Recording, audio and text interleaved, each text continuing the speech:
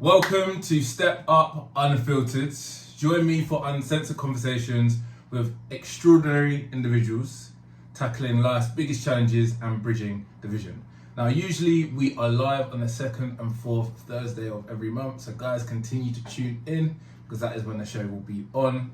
However, today we have a bonus episode, a birthday bonus episode for my guy Timbo, but I'm going to let him do his introduction in a little second. Now, for the Spotify and YouTube listeners, this will be out in the next couple of months. So that's the reason why these bonus episodes that you need to listen live. However, for the people that do prefer the visuals and want to watch all the podcast content, make sure that you follow and subscribe to step.up.coaching. That's where you can see the podcast episodes in full. You can see your favorite clips and latest bits. And it's also where I have a lot of my coaching content in which I help men open up, overcome their limitations, and become the best versions of themselves. And remember, do subscribe, guys. Don't just watch, subscribe, because the more subscribers we get, the bigger guests we can bring to the podcast. Now, without further ado, please introduce yourself to the people, name, age, business occupation, and a fun fact that I wouldn't know about you. Okay. Well, Nate, thank you for having me on your station. Appreciate it. My name is Tim Adam. I'm a serial entrepreneur, investor, avid football fan, and a man that is keen for a good time. I love to travel. I love to do a lot of things like that. So, one fun fact about me. I don't know if you know this, Nate, but I do make music on the side as well. Do you know that? I knew that. Did you know that? Well, that's good because I guess that means my music is getting around. But there you go. That's one fact about me. But I haven't really heard your music, so maybe after the podcast. Yeah, go listen to that, dude. Go listen to that. Anyone? You got a couple bars? Oh, right now? But there's no swearing in the podcast anyway. There's no because we're live on air. So maybe a couple bars after the podcast. We'll leave that to another type of show. So if you guys haven't seen it, so podcast. So Timbo's my boy. We went to Brazil and Mexico, had an amazing trip, which we will fill you guys in. Yes, we did. We shot some quite exciting pre-pod clips when we were in Tulum. Very fun episode. Very boozy episode. Hence why only a few clips were shown. However, in those clips, a lot of it is Timbo's entrepreneurial rise. And don't worry, we're actually going to bring him on for a more serious business episode. However, today, as his birthday, we're going to keep it light. But in true traditional Step Up Unfiltered style, we're still going to be touching on some current events.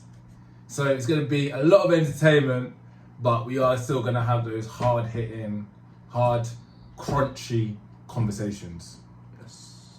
But let's start off with our travels, my guy, because we went to South America. It's been on my list for ages. A lot of my boys couldn't make it. Mm-hmm. And you were actually a friend for a friend. We met on a night out in Liverpool, got on really, really well.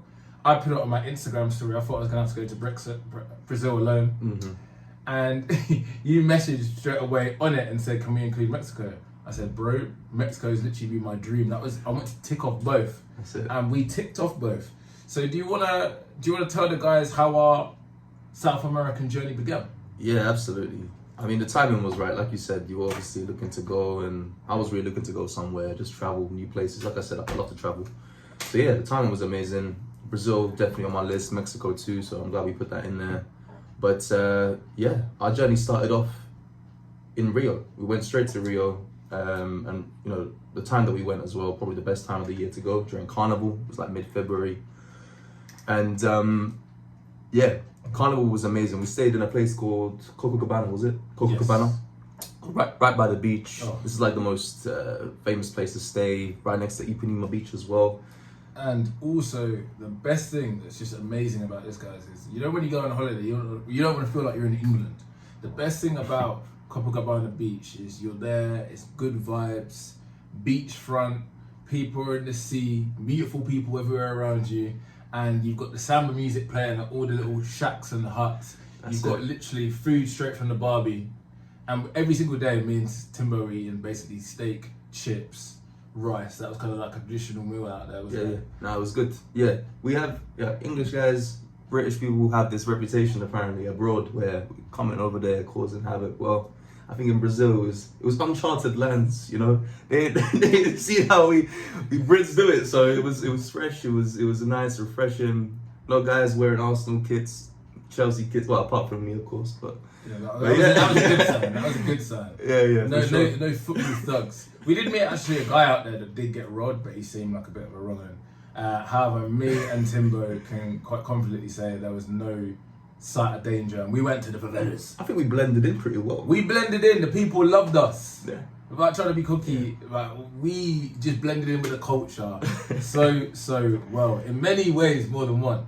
So some of the things that we did, we went and saw the Jesus statue. Christ the Redeemer. Christ the Redeemer. Well said. I did the Randy Orton RKO. You did. Outside of it, we had a good time there. Timbo did want to see some more sights, but I'm not gonna lie, I wanted to get involved in the parties. It was good. And there was a lot of parties. When it was carnival, it was just crazy. And the funniest thing is, I knew a Brazilian guy out there, and he said, "Bro, you don't even realize some of the best parties and the most beautiful people are at 7 o'clock in the morning." We're like, what? And I got this chart of parties day and night for about 5 days straight. You came pretty prepared for the vibes, for sure. Very organised in that sense. So we did manage to see a lot of events, and obviously during Carnival there was a lot of stuff going on. Street parties in the favelas. What were they called? The blocos. Blocos. Lapa. Lapa. Oh yeah, Lapa was amazing. We had some times in Lapa. Yeah. I don't know, before we went I was told like places like Lapa, places like the favela, pretty dangerous. You just make sure you kind of acting up, don't make sure you're safe and stuff like that. But it wasn't too bad, was it? I feel like we went to Lapa that night and it was just good vibes. People really just out to have a good time, and no one took my phone. Nothing like that. That was one night. I was actually quite good in Brazil, Mexico. Bear in mind, we pretty much were drinking for 14 days straight. There was one night in Lapa. I was pretty much up. This guy was gone. Couldn't find him. I swear to God. In the morning, he was gone. I had to make some new friends with the locals, and I'm like, where's Lee? And this is Lapa, which is supposed to be super, super dangerous, and it was fun. People were fine. So yeah, man, Brazil was. This guy really left me in one of the most dangerous, alleged dangerous places in Brazil, just having a good time, and I was like, what? No, I seen the videos of this guy's phone. This guy had a good time. Oh yeah. He didn't need me. No. He was having more than a good time on his own. Yeah. But so fun, man. Like, honestly, the culture was just amazing. The people are amazing. We've touched on before, but the culture out there is very fun, vibrant, colourful, sexual. Yeah. Very sexual. Yeah, it was good. It was good. Very sexual. Like, I think the difference between like South American girls and British girls, which I want to go into and get your thoughts on this, but it's actually quite a good thing. Actually, it was quite attractive. I guess a South American girl, the moment that she likes you, like you're the only guy in the room, and she'll kind of make a dart for you, and like very, very quickly, kisses can happen, basically. Yeah. Whereas I would say with English girls, there's a facade. So they probably do want to kiss you just as much. However, they don't want to look a certain way. They're worried about what their friends think. They don't want to come across like a hoe, basically. Sure. To put it. I get it. Just to be upfront. I just feel like they normalize shooting their shot out there. They just girls shoots their shot. Girls shoot their shot. Yeah. And the thing is as well now, like so many guys have approach anxiety because of all this stuff that they see online. 25% of Gen Z is saying that it's aggressive and it's wrong for guys to make the first move, but then 90% of women want guys to make the first move. There's a lot of like things that are combating each other which don't make too much sense. So sometimes I even say to girls now, like, you complain sometimes that you go out and the guys that hit on you aren't the kind of guys that you want. Shoot your shot. Absolutely. The approach anxiety is a real thing, and I just feel like it's a lot more than it has ever been before. Yeah. It's funny, I'll tell you something, right? I was literally in London like the other day, and there's a guy just laying on the floor. He's got like a yoga mat laid out and he's just laying on it. He's not homeless, but he's dressed well, just laying there. Dude, I asked this guy, what are you doing? Like, and he said this is called rejection therapy. right? And apparently there's this idea where you can do something like that, you know, even though you're not homeless, even though you don't need to be laying outside. You lay outside and people looking at you like, what is he doing? And the feeling of just like that sort of rejection where you're not acknowledged and that people look down on you, that's therapy. It's like you're okay with the idea of the notion that, you know, people look down on you. And it's ironic because when you're not scared of people looking down on you or judging you anymore for like sitting outside laying on the ground, you can actually start doing and applying things in your own life where it's like, I don't care about being rejected. I'm not scared of what people think about me. And it's actually a pretty good thing. I was like, that's interesting. I'm not gonna go lay on the floor myself, but I like that. That's good for you. There's logic to it, bro. There's logic. And like, for me, I mean, the way that I got over my approach anxiety, and this is what I always say to young lads, I always say, just start from young. Not too young, but like my best friend got me going to like nappy nightclubs. So when you're like 14, 15, you can't drink. You go to like these actual full-blown nightclubs, but they do events for like under 16s, and you go there, everyone's drinking lemonade and Coke, and you know you have to go up to girls. Sure. And doing that then made me confident for proper parties between 16 and 18, where there wasn't that, but I was super confident by then. But even just doing face-to-face sales, working in Ibiza 7 days a week on the beach, trying to sell tickets, like you can't have approach anxiety if you're doing that, because you're going up to people that are drunk, hungover, maybe worse, and you're going to get rejected all day long. But then when you start to find the right way to approach people, those rejections become less and less and less. And then even when people don't want to buy tickets from you, they still want to sit down and have a conversation with you. So just doing things like that can get rid of approach anxiety. Yeah, no, agreed. But yeah, so Brazil was amazing, great fun. We explained what the ladies were like. And then we went from Brazil, one little pit stop in Colombia. Unfortunately, we couldn't stay. It was just straight to Mexico. Then we went to Cancun for one night, which was my birthday. Yes. Very fun birthday. What did you think about Cancun? Cancun was very nice. I mean, sandy beaches, blue skies, blue water, like crystal clear water. Just an amazing holiday destination. A very nice party culture. Obviously, they had the main strip there. You've got your sort of, I don't know, like you don't have to sort of venture too far out of Cancun to just see how sort of day-to-day like Mexicans are living as well. It's nice. It's like the sort of rural side to it as well. Very, very cool place to go, man. And we had a great time, obviously, partying there, but, you know, just in terms of going around, just engaging with the locals, eating the food, amazing. I love Mexican food, so I was very excited about trying that. And proper tacos. Absolutely. Because when you have tacos in the UK, I don't know why, it's a crunchy style, which isn't that nice at all. Yeah. But then there's soft tacos. Yeah. Really, really nice food. Spicy food. Yeah. I thought Jamaicans could eat spicy food. Mexicans was maybe a little touch apart. It was really good. You got the burrito as well. I think we tried that as well. Yeah. It was really, really good. It's really, really cool. And then obviously there's a few famous places to go there on a night out, and obviously, you know, we went to party, so there's no shame in talking about all these beautiful events that we went to. It was what, Coco Bongo. That was the main one we went to, obviously. That was a crazy night. That was supposed to be known as like one of the best clubs in the world. Yeah. With all the night displays. So you go there and you pay like, it's a bit different out there. So you pay like £80 for a ticket, £60 for a ticket. But that gets you all your drinks. So it's not too bad because you know you're drinking hard for the whole night. So you don't need to worry about that. But then they've got like displays, they've got dances. So that's quite cool.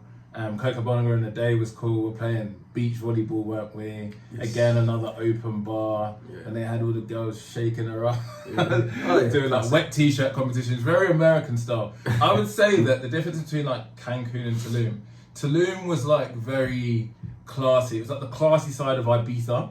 And Cancun was like, I don't even want to disrespect it, but in comparison to like a classy part of Ibiza, I would say it was like the strip or even like a Malaga. Yeah. It was a lot like just crazier Yeah. and messier, whereas Tulum was classy, tables everywhere. Explain Tulum, because we love Tulum. I'd say Tulum and Rio were both on an even par for us. In terms of enjoyment, and yeah, definitely. Yeah, Tulum was different. Obviously, we only stayed we came back to Cancun, but we stayed in Cancun for a night. And then we moved over to Tulum, and Tulum was really just, like, it was paradise, man. You know, you sort of venture out from Cancun, about 2-hour drive down south, and you go to Tulum, and you're sort of tucked away in the jungle, and then in a place where You've got, you know, some of the most successful, richest people living there in paradise. Again, the beaches, the landscapes, the vibes are amazing. And yeah, and then you've just got like this party in the jungle, and it's just vibes. You know, you're listening to this music, and you know you're really feeding yourself. Everyone dressed up nice, and I don't know. You really don't expect on that drive down the coast to come to a place like Tulum, and I feel like it's been there for a while, or it's been built up quite to what it is right now. But it's just an amazing place. I would highly recommend it. We had a great time there. Expensive, Yeah. Don't get me wrong. Oh, Like, yeah. incredible. Like A drink, one drink, $34. Crazy. Yeah. I'm talking single drink. Like, it's crazy. Yeah, if you're gonna buy a drink for a girl, it's even more. And there's a lot of men out there that can afford tables. So yeah, it's an expensive trip, but it's definitely well worth having. It's actually paradise, and the beach clubs and stuff like that are amazing. The spectacles, the music's great. A lot of house, tech house, after parties as well. Very, very good. It's really weird because the accommodation's cheap. Like, we had a private pool apartment, and it was about 50 quid a night, which is cheap. You wouldn't And then, get that like, in Europe, would you? yeah, no way. Mate, London, even for somewhere crap, you're spending at least 80 quid. Yeah. And then, and that was 50 quid between us. But then taxis and everything like that, drinks were just, yeah, extortionate. But apart from that, it was incredible. Yeah, we were quite lucky. One of my boys out there, Ollie, shout out Ollie, he's moved out there. So yeah, we did a couple tables with them, which was fun at the beach clubs. But yeah, it was a different lifestyle out there. It is. It's a good lifestyle. A very, very good lifestyle. Very tempted to go back there. Very tempted. Probably will, to be honest with you. 100%. Yeah. Ollie actually hit me up yesterday with Hitch. Yeah. Right, Hitch, yeah? So there was one day that Ollie couldn't make it out. It was our last day. And the boys were like, oh, are you going to go to, what was the place called? Afterlife. No, what was the place called? The pool party place. Oh, what, in Canada? Bagatelle. Bagatelle. Oh, Bagatelle. So Okay, Bagatelle. So Hitch is there. My boy Ollie can't make it. Timbo's feeling a little bit deflated. Like, all the drinking and stuff's caught up to him. But we've gone there, and this guy's balling. And I'm talking about, there must have been about 5 groups of girls. Yeah. So we were just there on the chilled one. We're being offered like vodka in our hand. These girls are going crazy. Arse is shaking. They're bringing out bottles, and then Hitch, the guy that we were with, were like, that table think they're better than us. Why have they got 6 bottles? I'm ordering 8 bottles of Dom Perignon. Mate, this shit up. I'm not even. We're not making this up. They had people coming out in bloody space costumes. Doom, doom. Bottles flying, the girls going crazy. Yeah, man, that was actually crazy. I've never seen that kind of stuff before. Then the girls are like they're all getting like brought up on chairs and being like chucked around and stuff like that. Yeah. To their consent, they were loving life. Yeah. Absolutely wild day. Probably one of the wildest days of the trip. Like you said, it was like drinking and going out, party life. I love it, but and it's my birthday. Obviously, my rap age of 29, my stamina is not where it used to be. When I do back to back nights out, I'm feeling pretty tired. Back to back. And deflated, like you said. But obviously, the last thing I was expecting going into this place, Bagatelle, was coming out to this beach club with these guys just popping bottles of Don P like it's Highland Spring water. Yeah. Like it's. You know what? It was kind of hard not to feel the vibe. I was like, I'll enjoy the fruits. I'll go another day. It's fine. Yeah, I think it was a weird one. Like, even me, like, I had the stamina, but like, the reason why is just because there was so much vibe and it was completely new, and there were so many events. They are party places. Yeah. So yeah, we probably could have done a couple more. Could have probably ticked off another Wonder of the World, but apart from that, I think we had the best trip, bro. Yeah, it was Best really trip. good, mate. So now moving on to recent travels. So when we got back from that was part 1 of my birthday. Part 2, we went to Belfast. I went to Dublin as well after that for Paddy's weekend. Belfast was fun, but not too lively. I mean, so it was okay. I'd been to Belfast once before then as well, and you know I like Northern Ireland. I like the people. I like the vibes there. Yeah, the people are great. But a bit derelict. It wasn't like it's not a built-up city, you know. It's, yeah, it's a bit derelict, and unfortunately, it just wasn't that popping. To be honest, like I brought like 13 of my closest mates out there. So it was unfortunate it wasn't a vibe, but then Dublin made up for that. Dublin was crazy. Yeah, how was so it? hectic. Oh, honestly, man, it was nuts. Like, even just like every single pub, we need to go to a more chill pub just to calm down a little bit, Really? charge our phones, because every single place was packed out. The people are incredible. A girl, like a really beautiful girl, paid for my entry. Just like, oh, I'll pay for your entry. Yeah. I was like, no, it's alright, I'm just gonna get my card. No, I'll pay for your entry. Brazilian Buy your entry. vibes. Yeah. Shooting a shot. There Bro, you go. It was different. I didn't You heard- don't get that in England. Buying entry for a guy these days is unheard of. That but was unheard of. take And it. she was pretty as well. I was like, bro, that's different. Yeah, that was yeah. very, very different. But I enjoyed it. Yeah. I enjoyed my princess treatment. Love that. One night and one How night many only. pints of Guinness was consumed in that trip to Dublin? Oh, a hell of a lot. Because it was a rugby final as well. Of course it was Scotland. Six Nations and Mhm. Ireland won the whole thing. So yeah, the whole city was just popping. That was a really, really fun trip. The week after, I went to some girls that we're friends with, strippers. They had a boat party. Yeah. No, I was gonna come to that, but I had You're gonna come. other You engagements. should have but- come. Yeah, tell me about that quick. It was a fun event. Can you just imagine it? Like a lady of my friends as well, are strippers. The man them was also, they were cool. Then we had like a group of us. There's like 6 of us, but everyone just got on. It was good vibes. The girls were fun. Good time. Yeah. So I don't know them like You personally, don't know but I them. know them through I think Yeah. some of our mutual friends. Yeah, But it's it's interesting because fun. you have boat party with strippers, but I think the unusual thing is here that the strippers were the hosts of this party. They're the ballers. They're the ones that are running the party. Exactly. So you guys were we the were strippers, just boy. there. We were just there enjoying. It's usually the other way around. These guys are the strippers. Hey, I'm just gonna tell you guys, it was a good few. It was the birthday segment of my life, the 30th birthday segment. It was a good few weeks. And then the week after we went to Scotland, Yes. where you used to go to uni. Yeah. Lived in Scotland for just over 9 years in Edinburgh. I went to uni there. A lot of the work that I do now and the sort of build up to that was in Scotland. So yeah, I have a connection to there. And I was in Glasgow last week, so I'm always up there. But I thought, you know what, I've got to make sure the boys see what they've been missing out on all this time. So we went to Glasgow, didn't we? Yeah. Yeah, it was good. Good trip. A few places we went to. What was it? Wonder Bar. We went to. Con. Yeah, the Social House. A few places. Yeah, like Good vibe. This is really it's good, yeah. Ireland, Scotland. Everybody's just there for a good vibe. There's no ag. Just everyone's got good banter, good crack. Everyone's easy to talk to. Probably a little bit different to kind of like London or out of London culture. Mhm. So they're good, fun places. And especially, if you don't have the money for a trip like a Brazil or Mexico, Yeah. then go to these little like UK places. Go to like a little EU country because they are good, fun places Yeah. to go. And then you did a couple trips, didn't you? You went to Ireland. But this guy is so random, yeah. This guy went to Finland, and he was like, "Oh, I fancy a day trip somewhere." Is it Finland? And then he went to Estonia. Went to Helsinki. I stayed there for a little over a week. Yeah, man, I loved it. It's different. I'm always about just exploring new cultures, just learning about different places and trying new things. So Helsinki was amazing. So from our trip from South America to go to a place like Eastern Europe at the time as well, snowing, it was freezing. So that was different. I enjoyed it. The food there was amazing. Had a salmon soup. That's their signature meal in Finland. It's beautiful. And I took a day trip down to Tallinn.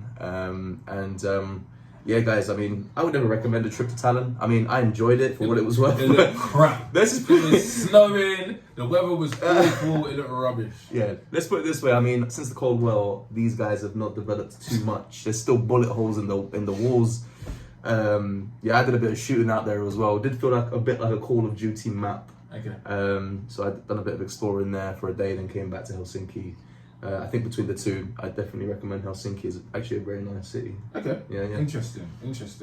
Now we've got a couple minutes left, so we just quickly ran through upcoming trips, and then we go into what's new with you in the next segment. So upcoming trips, I've got Marbs coming up. Very, very much looking forward to that. I used to do a lot of seasons in Ibiza, but I've never done Marbs. So yeah, that's going to be a good trip. 4 of us boys. Yeah, it's going to be good fun. If anyone's got any recommendations, anybody any promoters, please let me know. And then we're doing Ibiza, aren't we, with the boys? Yes, in July. Yeah. Looking forward to that one. Doing Ibiza. Yeah. Obviously, I used to work there, so it's just going to be a few days for me, but it'd be good to be out there with our kind of group of friends. It's Yeah, really formed over the last year, hasn't it? Really? Yeah, our group, absolutely. Yeah, we've done a few trips since then, but yeah, I'm looking forward to Ibiza, man. My first time to Ibiza was only last year, man. Believe it or not. You're well versed Seasoned in vet. yeah, Seasoned vet. yeah, that's it. And then you're going to Morocco, aren't you? You're going to Morocco. I am. So those will be back to back. I'll be in Ibiza with the boys, and I'm going to Morocco from Ibiza to Marrakesh with a fairly large group of people. Some that I know, some that I don't. So it'll be an opportunity to make some new friends. But yeah, my boy actually, Leslie, who's going to be in the studio in a couple of minutes. He went with a mixed group, and he had the best time. Yeah. So you're going to enjoy it very, very much. But we'll be back very shortly where we're going to Timbo's next bits. Timbo, just whilst we're having a break, you told me that you've got some new business ventures as a serial entrepreneur. So what have you got popping? Yeah, so I mean, just to take it back, obviously I'm currently working on my venture, which is ZK Talent. So I'm essentially a specialist recruiter that focuses on cryptocurrencies and blockchain industry. So I matchmake talent with companies that are hiring for individuals like software engineers, people that are working on product design, things like that. So that's really the industry that I'm in currently. But you know, based on what my family work on, which is the tourism industry and the hospitality industry, this is a space that I've always been interested in as well. So you know, I'm a big foodie, man. So whenever I go to different places, I always have to try new food. So that's something I'm very passionate about. In South America, everywhere. Even when we were drinking, this guy's trying random pastries. He's like, "I'm gonna try this, man." I'm like, "Whoa!" Yeah, have to. It's just different. I have to try different foods, and I love seafood. And I have a very talented friend. Her name is Samantha, and she currently has a small delivery-only business called Samantha's Kitchen, and she specializes in seafood. So it's a seafood boil, which consists of your lobster, prawns, sausage, potatoes, corn, egg, just a whole combination of things like this in a boil with a special sauce. So Samantha's Kitchen is currently in its earlier stages, but I'll be working alongside her.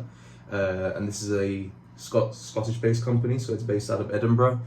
So anybody that is in Edinburgh and is keen on their seafood, then I would highly recommend it.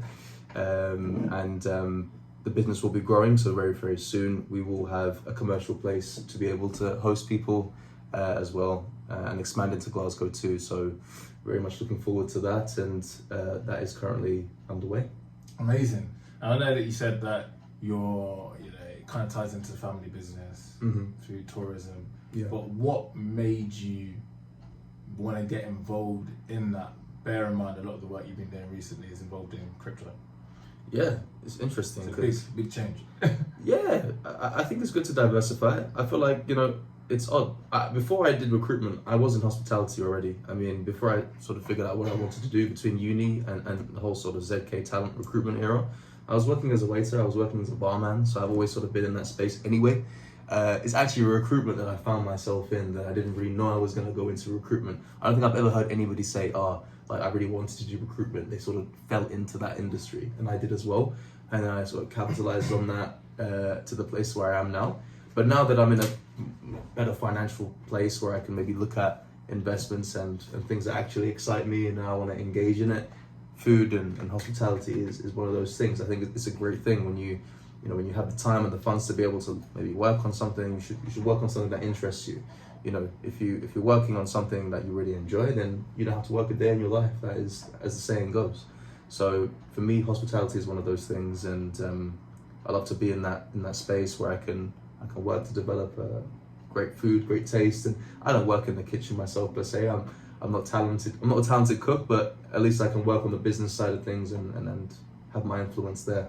Yeah. So that is the beginning of something new for me. I think it's exciting. It will come with a lot of challenges, but with any business or when you start venturing into something new, that's what it comes with. It comes with risk, it comes with potential failures and lessons to be learned, but you've got to keep going. So that's where I'm at the moment, but it's early days. At the moment, we're looking at developing our website for that, developing a beautiful menu coming up. We've got the seafood boil secured. It's already amazing, but there will be a few new offerings coming in as well. So really working on building the business at the moment. Yeah, nice. And it sounds like a unique product. I haven't heard of many seafood boil places. I know they've opened a first like American kind of seafood boil in London not too long ago. So yeah, I think you're capitalizing on something that's quite unique, quite new in the UK.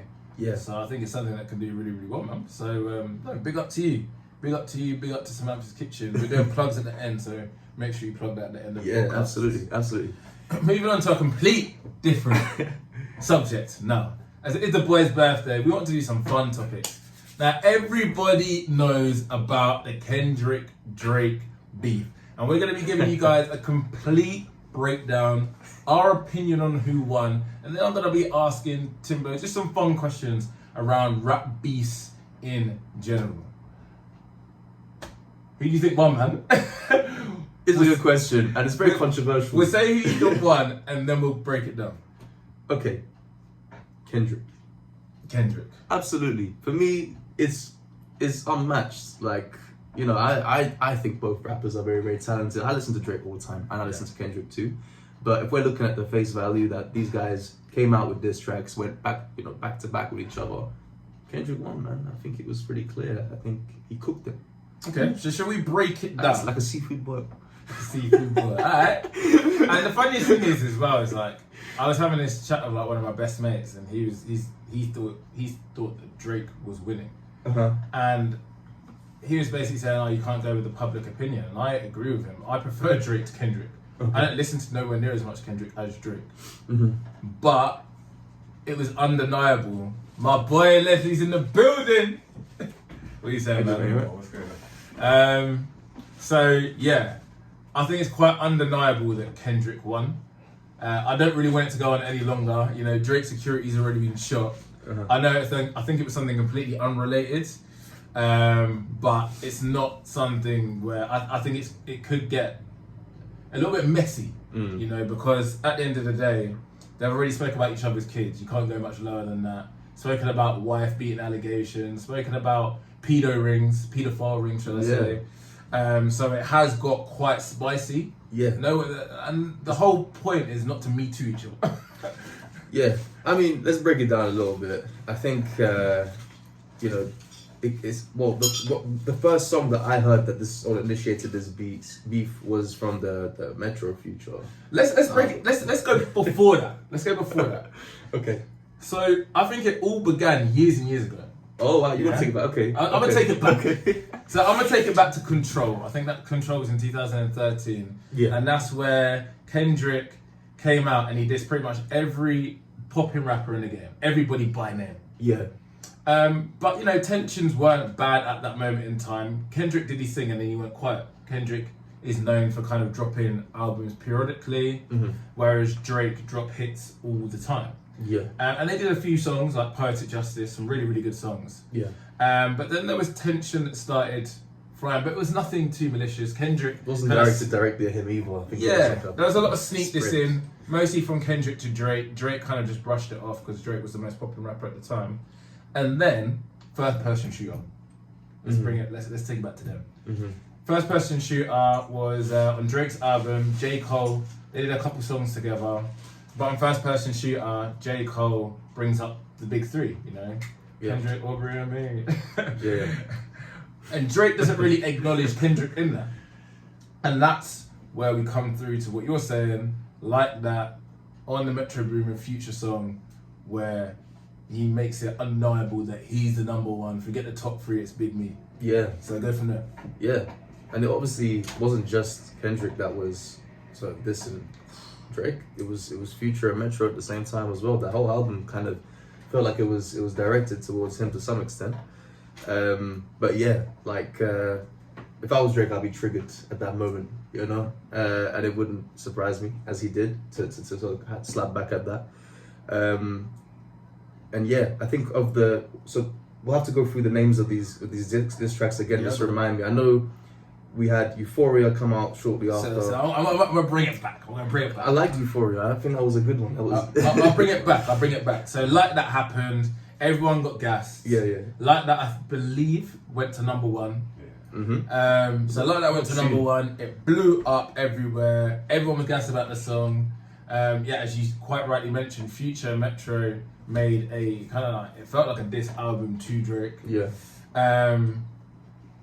Rumors about it being over a girl. I hate when man them argue over a girl, especially when it's two successful people that can get pretty much any girl. So unnecessary. Very, very unnecessary. But we don't know that, so I won't speak too tough on that. But then what happened was Drake came out with push-ups, and at that moment in time, we just thought it's not even going to be a diss battle, but Kendrick could just wipe the floor with Drake again after Control. Yep. And we didn't think we were going to hear much more from Kendrick. He just come out, jumped on the hottest track, and buoyed him. And then he came again. But then push-ups came. Oh yeah. Push-ups came, but what was great about push-ups was Drake didn't just go for him, he came for everybody that was attacking him. So he went for Rick Ross, he went for Future, he went for Metro Boomin. So he had all of these people to go for, and push-ups wasn't the best diss track in the world, but it was a good bop. And because he was coming at so many people, it was like, okay, Drake's sick, because it's literally like a 20 versus 1. Yeah. Which he alludes to in the song. Yeah. And then he comes up with Tailor Made freestyle, which I think is extremely underrated. The AI, using two West Coast legends, that's where Kendrick's from. Yep. Snoop and Tupac to actually diss Kendrick was fantastic. So rude. The flow with it was nice. And then he had like with the AI, there was like, sounded like Snoop and Tupac, but then with the Drake flow, Yeah. it was cold. Yeah. Smart as well. Very clever. When have we ever seen that in a diss battle? AI. He's bringing I'm AI attack you into with it. AI. Yeah, modern ways. He's absolutely. So I know Les at the time as well, we were both saying that Drake's winning. Yeah, 100%. Kendrick came up with Euphoria, and it was good, it was very clever. A lot of clever bars, but the problem was it took 2 weeks to come. Yes, and it was 17 days. It took 2 weeks to come, and there was a lot of clever bars. Now, I don't care if you're the biggest rap fan in the world, it went over everybody's head. There were double, triple entendres. It was a bit boring, but there were like some really, really good triple entendres, smart, clever Artistic, but maybe not so engaging, you know? I feel like for a lot of people, they're just looking forward to something that they want to bop their heads to, and that wasn't it. But it was good in the sense that he's dissing him, and we want to see that. Yeah. I think it's healthy. It was healthy Healthy competition. for the culture, I think. It was healthy competition. Till 616, he basically just came for Drake as a man. Kind of like just dissed his whole character. Where he's at with life, just doesn't really see him as kind of like the right influence, I guess. Just insulting him with where he's at, like, strippers and cabos and whatnot. And I thought that was nice. A lot of people liked Euphoria more, but I thought 616 probably triggered him. Yeah. That probably touched him. And that's for me, where for the first time, Kendrick turned the tables. He started cooking for sure, yeah. Kendrick started cooking. Kendrick started frying. And for me, Kendrick kind of took the win at that point. Yeah. But it didn't stop there, did It it? didn't stop there. Family Matters. Yeah. What do you think of Family Matters? I thought Family Matters was good. I like how these guys started doing it, but both of them did it as well. It's like a 3-part diss track. You want to hear more than a couple instrumentals, to be honest, and that's what Family Matters had. I liked it. I like the last part as well, especially that. Oh, yeah. I don't know. One thing about these diss tracks is like a lot of the instrumentals are really good. The beats are hard, man. Really good. So yeah, I like Family Matters. I think that it did kind of sound like to me at that point that Drake was not dissing my man Kendrick, but just trying to clarify things a little bit. You know what I mean? It's like, yeah, this is why that happened, and this is why, yeah. It's like, there's a lot of clarification. That's the way I think you went wrong. There was way too much defensiveness. But that was for both. I feel like a lot of them were just running out of things to say. I feel like Kendrick was just saying a lot of repeat. I'm going to disagree with Really? that. Kendrick had a lot in the tank. Because the problem with Family Matters, it was so good, but the problem for me is I think I went out that night, and then literally Family Matters dropped straight after. Yeah. And Family Matters for me is one of the best diss tracks I've ever heard in my life. Fair. He came at him from different perspectives. His mum's perspective, his dad's perspective, his son's perspective. He just buoyed the whole family, and then he brought in this alleged daughter. Now I think the alleged daughter is a lie, but it made everybody think. The Grahams. It's the Grahams. Yeah, meet the Grahams. Meet the Grahams. Yeah. Meet the Grahams. Because he planted in everybody's head, because in the Pusha T beef, which Drake lost unanimously, because Pusha T had the hidden information about his hidden son. A lot of people just jump to conclusions that it must be the same, and Kendrick's got the source on Drake. Mate, he's done it before. I mean, when the Pusha T shit happened, like Exactly. he might have done it again. You know, He might have done it it wouldn't again. go past me. Like, it wouldn't- And they're both dropping things that could potentially be lies. You know, Drake's now at this point calling Kendrick a wife beater and plotting into everybody's head that, you know, his wife doesn't actually, or his missus, why is it not your wife? But you talk about family values. Why does she not follow you on Instagram? Why are there so many posts where she looks unhappy? Why is there a guy called Dave Free commenting love hearts on loads of her pictures? Is Dave Free the dad? And Kendrick at this point is basically just dissing Drake's whole character as a man. Just saying how basically immature he is, beggy he is with just young artists. How much he kind of like begs the culture. I didn't like the whole white stuff. When you're a mixed race man in this world, you're a black man. You're treated as a black man by the police, by society. So he's a black man. I thought that was a bit corny. But you see what Rick Ross was saying all the time. Rick Ross calling Drake a white boy was very, very funny. Sorry if that's offensive. What about the Rick Ross diss track? I feel like that is underrated. That got slept on. Yeah, That slept on. it was not bad. Rose has been potentially one of the winners of the battle. On the side. just came out clean and funny. But yeah, Family Matters was just a complete. Sorry, I keep saying Family Matters. Meet the Grahams was just a complete work of art, and it dropped pretty much straight after Family Matters. So it didn't allow you to digest how good Family Matters was. And then, worst comes worst, the day after he drops Not Like Us, an actual DJ Mustard bop. We were waiting for the club bop from Drake. Drake! No, it actually came from Kendrick. And it was flipping amazing. Yeah. And that's why he really doubled down on the whole pedo ring. And you've obviously seen this with a lot with, you know, wealthy people, rich people. We've seen, the Epstein documentary. We've seen what happened with Weinstein. Yeah. We've seen what's going on with, and we're going to this, Diddy! No Diddy. So it's like, okay, and then the worst thing about what happened with Drake is there were so many hit pieces coming from him with a few clips of Drake with, young girls. It seemed a little bit dodgy, it seemed a little bit booky. Yeah. And this is the point where it's getting a bit scary because it's like, you're trying to Me Too each other. I know it's rap beef, but let's rein it in a little bit, gents, but it was a flipping amazing response. Yeah, man, absolutely. Not Like Us was the one. It just combined the diss that we were looking for with the head bop that we were looking for. They're not like us. They're not like us. They're not like us. It got me. I felt like I was playing that shit And then, multiple times. It's because then Drake said he's going to go on holiday, but Drake must have stayed in Canada for a couple more days because he did not go on holiday. He come back with the Hot 6. I think it's a little bit slept on. I think it's underrated. Because the war's over. Like, you can't be doing that no more. Yeah. But no, I think... I guess he kind of he felt like he needed to clear a few things up because the hit pieces did look really, really bad. You got to remember it's clips over like a long period of his life. Mm-hmm. But the clips did look bad and he kind of rebutted a lot of the things. He refuted a lot.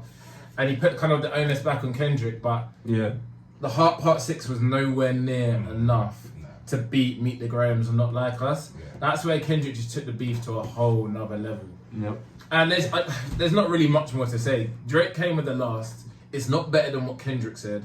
So It's cooled off now as well. it's cool. There's no point. There's no point. If you want to sneak this each other, do it. Yeah. I prefer you guys to come back on a couple tracks. Yep. Because what a rap beef. No, absolutely. I've had this debate with multiple people. I've spoken to multiple people about it, like who won the beef, and it's hard not to kind of sound and feel like you're picking a side. And I want to be real right now. I'll be lying to everybody if I said that I haven't been listening to Drake in the club, at home for years, man. Yeah. And if I'm just saying that Kendrick won this beef, I ain't hating on Drake, and I ain't hating on Kendrick either. It's love, it's culture. I feel like the beef is good for the culture. Yeah. So at the end of the day, we listen to both of them, right? Yeah, so that's what I said. We'll continue to do so. Yeah, and for me, like, I prefer Drake. I prefer J. Cole even, because I like their flow compared to a Kendrick. Kendrick's like, he makes masterful albums. He thinks about he speaks about like racism and stuff like that and culture. Yeah. But Drake lost. He took another L. R.I.P. At least he's got the one over Meek. At least he's got the one over Meek. Oh yeah, he got that back Meek to back. the Freak. Man. Come on, back to back. Freak no. Freak Meek. Les, who do you think won the beef? Yeah, I agree with you, lot, to be honest. I'd say Drake although I listened to Drake more, I'd give Kendrick the edge. Kendrick was more strategic with it. You could tell he had put a lot more thought into the strategy. Timing. To defeat Drake. I think Drake underestimated Kendrick. Yeah. And you could tell It was close. he was unprepared. He thought Family Matters would be enough to finish everything. I don't think he was expecting Kendrick to come back the way he did. Another person that snuck his way into the battle was ASAP. I really like the ASAP song. I've literally played it like every day, like in the gym. Yeah. But ASAP inserted himself. But what I did find strange, which I've heard being spoke about, isn't it scary how nobody came out in support of Drake? Think about the people that he's closest to: 21 Savage, Lil Yachty. J. Cole, obviously, he just made a good few tunes with. I know J. Cole didn't want to get involved, but no one came out in support of Drake. So there is a big, rumor going around in the industry that Drake sleeps with everyone's girls, and I think that's just the worst thing you can do. Like, I've never ever been the type of guy that sleeps with your mate's girls. It's just wrong, even if it's a new friend. And if so, ask if there was a little bit, it should never be a girlfriend or someone they were dating. But even if it's just someone that they've, had sex with before, just make sure it's nothing now. If you do want to go ahead with it, but you get nothing over sleeping with somebody else's girl. You just look like a snake. Yeah.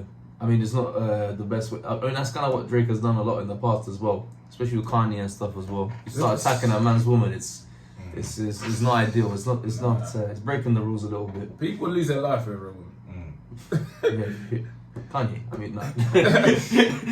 He lost his head. He lost his nuts. So what do you think about Drake, J. Cole ducking out the beef? Now, I said to the boys that I think it was a smart move because he's probably at a point of his life where he's like, why do I need to actually go?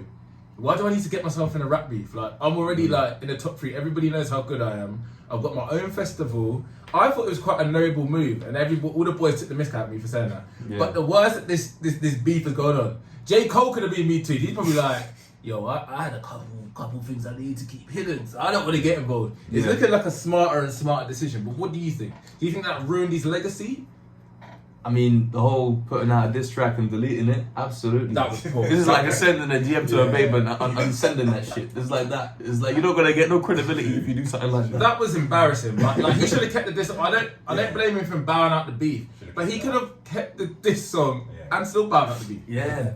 I don't know. I feel like he probably thought it wasn't gonna age well. Probably thought, you know what, this ain't even me. I think he just got involved in something he didn't want to and just backed out. Probably at a good time. Yeah. I think it's the way that it spiraled into what it did. I just feel like he was glad that he did it. 100%. And it must have had something on him because he must have known that all the stuff that was on his name was gonna come out. So, what's your favorite rap beef? I mean, take a classic Tupac Biggie. That is a big one, and both men died in that, by the way. Just so that you know, but both gentlemen died. That's called beef. It's called beef, my friend. That's original beef. This is the problem, yeah. This is the problem. I've had this being said as well. I can't remember what his name is. An experienced rapper came out saying basically, all of you lot say you want the war to continue, beef, but nobody wins. Until somebody dies, and then everyone comes out saying R.I.P. Yeah. It's like, this is what the people wanted. People's jump. Yeah. People's death, bro. Yeah, I mean, I think that's a great beef. Was that a beef? That's probably was it more like gang shit than it was musical? Can't swear. Was it more gang stuff than it was musical? No, it was musical. Okay. It was great music. Okay. Hit 'em up. Hit 'em up. Hit 'em up is one of the best diss tracks. Yeah. There's so many good ones, man. There's probably my favourite, and I was on the losing side. 50 Cent Ja Rule. Mm-hmm. I love Ja Rule. I love both, but I love Ja Rule for the R&B slaps. Mm-hmm. And everyone was Team 50 Cent. And be by myself. This is how loyal I am. Literally. I always back to Ja. But the thing that people don't realise about that beef, the thing that people don't realise about that beef, and this is why Joe actually kind of was the winner in my head, is Murder Inc.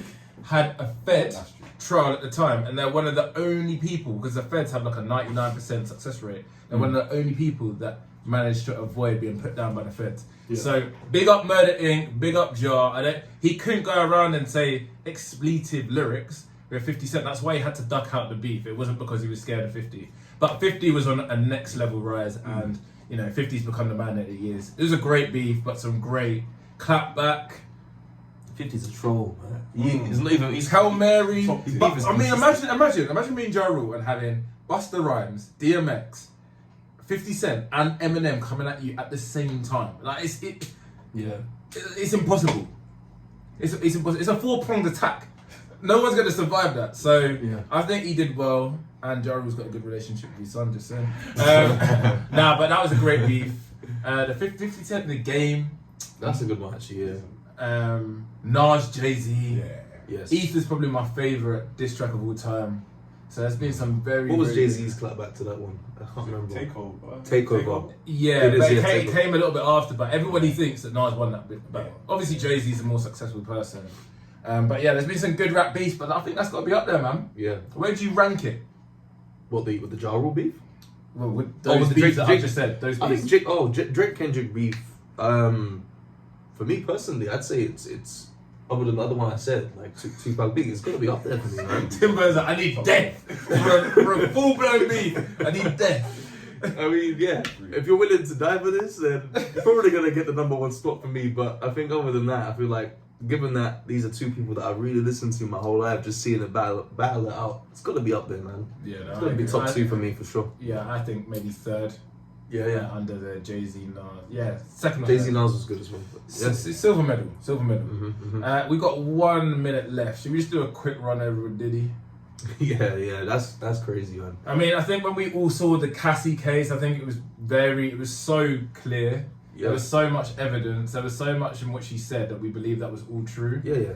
Sometimes I'm not a big fan of believe all women, but in this situation, it was believe I women. think it's pretty obvious, man. If you hit a man, then you're not really a man. Then No, if you hit a of course woman, not. sorry, you're not really a man. And like the fact that he gave the money straight away. What happened to his ex-wife Kim Porter is all a bit dodgy. Yeah. Also the fact that he allegedly blew up Kim Cuddy's car. Yeah. And then he just moves a bit weird and fruity in a lot of interviews. Yeah.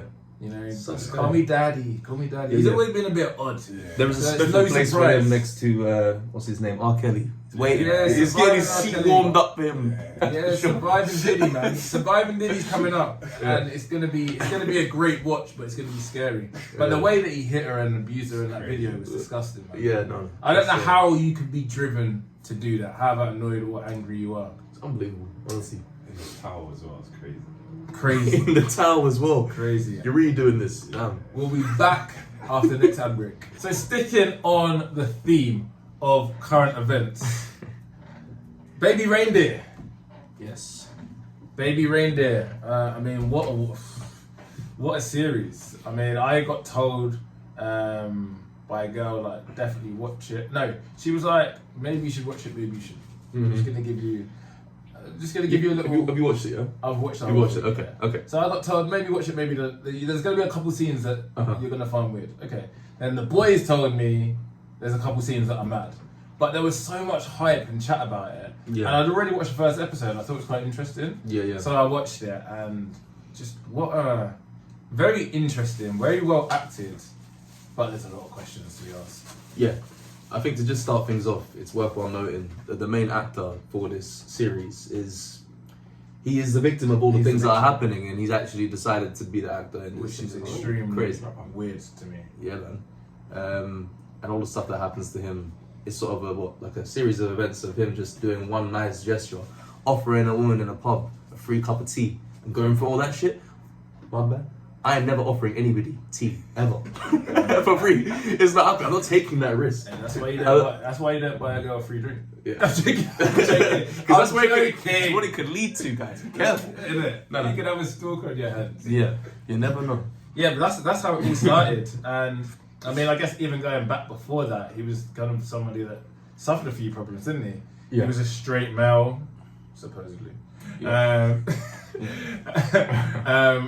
And then he desperately wanted to be a comedian, didn't he? And Yeah. he had like visions of wanting to kind of be like a story. He had like scripts to create a story. Yeah. He got noticed by a guy that had done TV shows before, who was quite big in the industry, Yep. and that guy basically took advantage of him.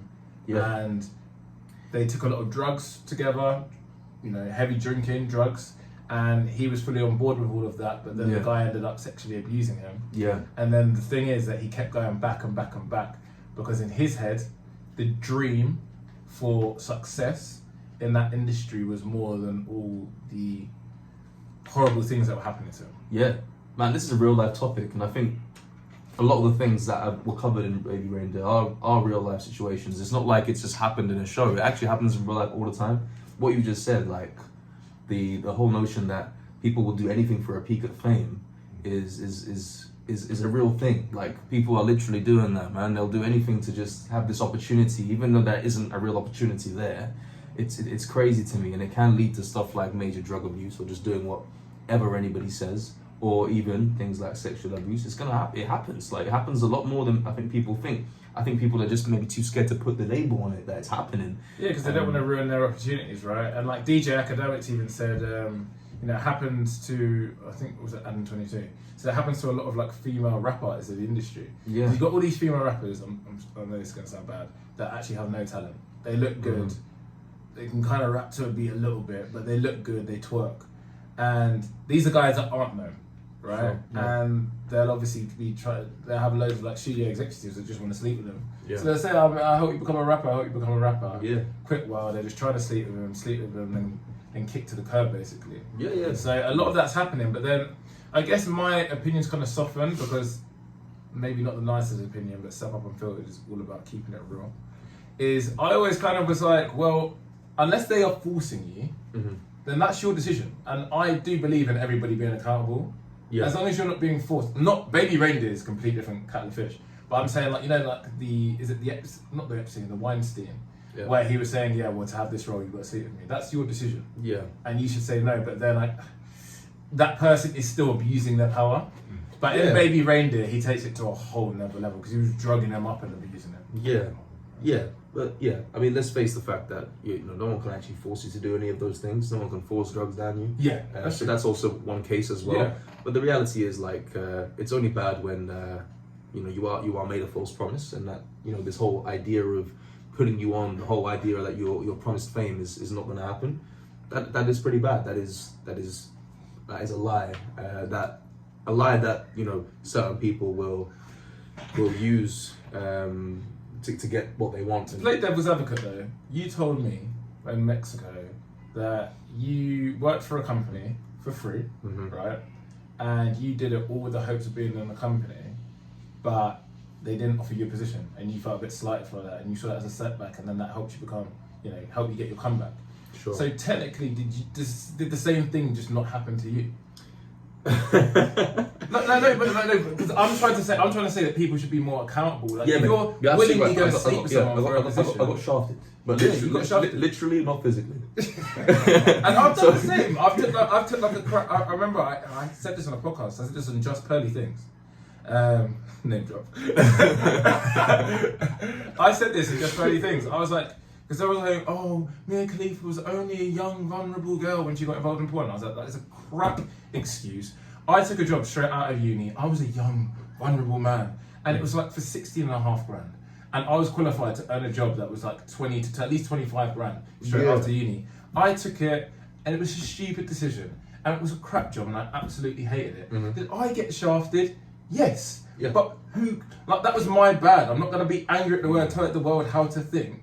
That was your decision. The moment you turn 18, you are an adult. You knew that was going to get you a lot of opportunities by doing, becoming the most famous porn star in the world. Yeah. You knew that was going to get you money. You knew that was going to get you fame. And then when you get the fame, you backtrack and go, oh yeah, well, people now think of me this way, so I don't like that. I was taken advantage of. I hate that. Yeah, I mean, it's what you sign up for, isn't it? I think, like, with all these things, you kind of know, as an adult, you should know the repercussions of the things that you get up to, right? So whatever you want to go into, you're kind of signing up for that. But tying it back to the whole idea of, people do free internships, people do whatever they need to do to get what they want. People go to free auditions and things like that, whatever it is you do. Modeling, exactly. So you do a lot of free work like that as well. I think it's okay, but within the boundaries of... Within the boundaries, you don't give up your body. And your dignity and your things like that is where you should draw the line, your boundaries.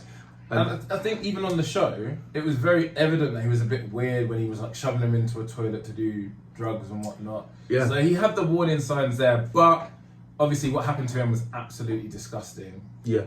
And We've obviously sort of honed into one aspect of that whole show. I think that the main element of that show is the stalker as well. Apologies. So, but yeah, I mean that's another thing as well. I think it's worthwhile. I just find it mad that most people put more energy into finding the girl, the stalker, than the man that actually raped him. That's crazy, isn't it? Because it's just like that's someone just But I think there's a reason he didn't even say anything about it. This guy didn't even go to the police for anything. Yeah. I think he did eventually, but then he didn't actually. Yeah. Right. I think where the story starts to turn. So isn't there like over 40,000 text messages, and this guy was basically this very overweight lady. I don't know how to describe her. Lady from Scotland, not the most attractive, was stalking him. I think her name was Martha. Yeah, Martha was coming to his house, and posing as basically somebody that was trying to get involved in. Basically, he was sharing a house with his ex-girlfriend's mum, and was trying to get involved in a cookery class. She was just everywhere. She was always at the That's pub. also interesting. She wouldn't leave him alone. She abused him. She touched it. She touched his genitals without any permission. Crazy. And then it was just very, very strange. The guy ended up struggling to get an erection, was masturbating over her. He said that he slept with her on the show. He also said that he went to the police. They didn't really take it seriously. He also claimed that at the end of the series, and this is the problem as well, where Netflix have kind of done a bit of a bad job. They said it was 100% a true story, right? And they've said that she said that she pleaded guilty in court and she got sent to prison. I can't remember how it was. It was for a certain amount of months, maybe 6 months. I can't remember. Yeah, something like that. However, she has now gone on Piers Morgan and refuted and rebutted a lot of the pretty much claims all of the that were stuff. made. Yeah, I saw And that. there's still no documents of her actually going to prison. Yeah, I don't know to what extent of it is true now. I don't know how much you can say that it's based on a true story if it's not true. I mean, she did, like you said, refuted pretty much everything that was said about her. But then also I saw her on the Piers Morgan show, bro. She looked like she's out of her head. She looked pretty crazy to me. She was pretty nice. So who do you really believe? But you can be crazy and still be telling the truth, man. So I don't know which one. I don't know what it is, but I think it'll be very easy to find out if you go into prison. That's court public information. Yeah. So if that is not the case, then she's going to be able to sue Netflix, big Netflix as well, for a hell of a lot of money. So that was The thing is, the story still would have been compelling, even if it wasn't. If they just said based on a true story, they would have covered themselves from that. Yeah, for sure. But I believe this is just me making my opinion. So this is not gospel. I believe she definitely was a stalker. There's something not right. A lot of the stuff that she was saying on Piers Morgan did sound false. The whole stuff about her being a lawyer and having a boyfriend at the time even seemed a bit flaky. And lots of lawyer friends. Yeah. Just literally sounded like Martha on the show, funny enough. Sure. Yeah, literally. But I do believe that Netflix's duty of care was poor. Like, the woman did seem, look and act like her. It was a London-based pub. But the whole based on a true story was just an absolute disaster. Because that literally, as you just said, it puts the whole show, you can't trust any parts of the show. Well, yeah. I mean, yeah, shout out Netflix. Obviously, if you want to make a false story about me, then feel free to do so. I'll be there with Martha and my lawyers. I'll be there with my lawyers. The only way they come back from this is doing a spectacle on Diddy. Oh, yeah. I want to see surviving Diddy. That's what we're all waiting for, surviving Diddy. Yeah. Surviving R. Kelly was good. Surviving Diddy's, I need that to That is a real life example, though. I'm pretty sure that's what Meek Mill went through with Diddy. All the free coughs and all that kind of stuff, you know? Hey, we ain't even touched on free coughs. The free coughs, man. With Diddy? No Diddy, man. But what's the difference between a group sexual experience and a free cough? I think you should answer that one. Why? I've never been to a free cough. I've never been to a free cough. Wait, I've heard that gentlemen's clubs get a little crazy, but is a gentleman club. Going to a gentleman club, is that a free cough though? Or is free cough more like a private? Nah, a gentleman's club is where, I guess people want to hook. I guess gentleman clubs can vary, right? They can be very plain, Yeah. A lot of people go there with the, intention of hooking up with somebody. A lot of people go there with their partners. They actually end up being in swing clubs. Which is a little bit freaky. It's pretty freaky, yeah. But then apparently there's ones in London where all the guys are hanging around with their woods out. Where Laura Woods. Wow. Yeah, and it's all weird. You know, like what's it called? The masquerade. Masquerade. So I think they can get pretty freaky. That sounds pretty freaky. That's leveling up to a freak off, but the Diddy freak off sound like there's men involved, multiple men. Yeah, which is okay, obviously, if that's how certain men want to move, and you know. Hey, some of my gay friends have told me about what the gay saunas are like. They sound like mad. They sound like mad freak offs. Yeah, but I think the irony here is that I don't know. We grew up listening to P Diddy, Biggie Smalls, ultimate player, you know, sex icon. But for women, I never really knew that this guy was swinging that way. They said Diddy ordered his Amazon list up, unfortunately came up and he had butt plugs. Yeah. Diddy liked a bit of butt plug. Apparently so. A bit of butt fun. That shit crazy. But then some straight men do like a little butt fun. You know? Little something up the gooch. Yeah, man. I didn't expect it to be Diddy though. Can't even lie. But now it is. I don't know. Now I feel like Can't stop, won't stop. Yeah. I don't think Diddy will be playing in my house anymore. But Nah, I'm still gonna be, okay. I'm not gonna lie. I'm still gonna play a Diddy tune. Well, after the Cassie stuff too.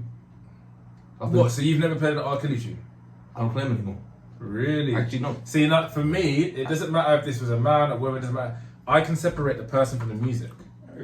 I can still bop to. I'm not gonna listen to an R. Kelly. Listen tune. to the music with the context of what he has done. That's not true. Then it's a different story. Yeah, but when do you really do that? Unless it's like a rap, like I don't know. But I'm concentrating like a Kendrick album. I'm listening out for every single bar.